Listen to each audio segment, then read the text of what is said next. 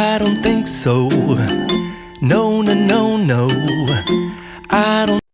Have you ever wondered why people point out your weakness to your face? They do that to simply gain control, dominion, power over you, and to put you in captive. Let's see how the power is being demonstrated. A century ago, Nigerians worshipped gods of their ancestors. They speak their native language with pride and grace. Great warriors win battles and they were celebrated for that. In the year 1914, all that freedom came to an end when the British came to colonize Nigeria. And for 45 years, Nigerians waited to regain freedom, which eventually happened on the 1st of October 1960. Nigerians were not the only ones who had been held in captive. Every one of us at one point in time have been in captives, especially when people talk about our parents. We feel we have to shrink to the expectation of others. I was once an example. What is my weakness? I have a very big head. I inherited my big head from my grandfather. My head circumference is 60 centimeter. Oh God, it is very big. And society controlled me for years with that. They created all sorts of theory regarding my big head. Some quacks said my big head means I have a big brain. By the way, it's false. You having a big head had nothing to do with a big brain. But you know what? I was a teenager and I had no knowledge about that. So I believed that crap. And I studied so hard in order to prove people right that I do have a big brain. Did I say I study? Let's cancel that. I didn't study. All what I was doing then was carrying a book to show people I was reading. Meanwhile, I wasn't reading anything. That was how I was able to earn the name MTN in my teenagers. It means everywhere you go, they see me with a book. And some group of individuals said my head was not molded well. The nurse did a terrible job when nuts did a terrible job. Excuse me, do I look like a clay?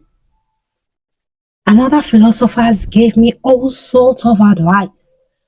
Do you know what you should first do when you start earning money? Save them and go for surgery. Only. I was only a kid. They told me that I should go for surgery and correct my head.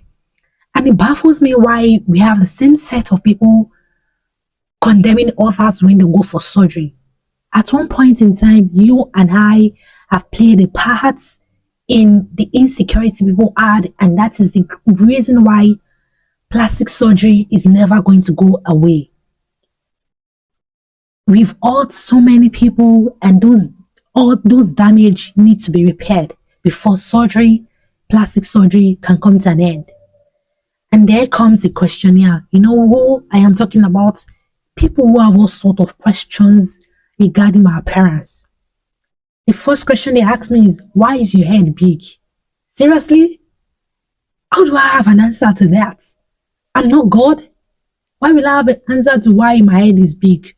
But thank goodness for growth, because an answer has been found. In case you have a big head like mine, you don't suffer. Sorry, did I say you suffer? No. In case you have a big head like mine, question them back by saying, why is your head small? So if they can provide an answer to that, tell them that's the same answer they have why your head is big.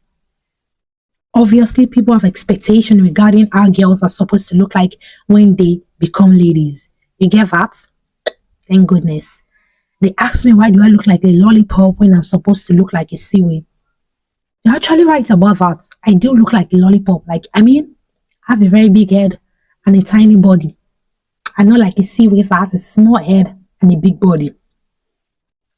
Oh, these stop bothering me when I realize something. We're all created in God's image. So, if I look like a lollipop, they're saying that God looked like a lollipop too. If anyone talks down on my appearance, I just simply shake my head and say, you should go on your knees and beg God for forgiveness because you just insulted him. The truth is that it hurts. However, I've discovered my self-confidence and you can also. I have been released from the cage people kept me into. That is why I want you to know you look the same way our Almighty God looks. And if anyone at all talks down on your appearance, look into the sky and report to him. He will fight your battle. He will fight beyond your imagination.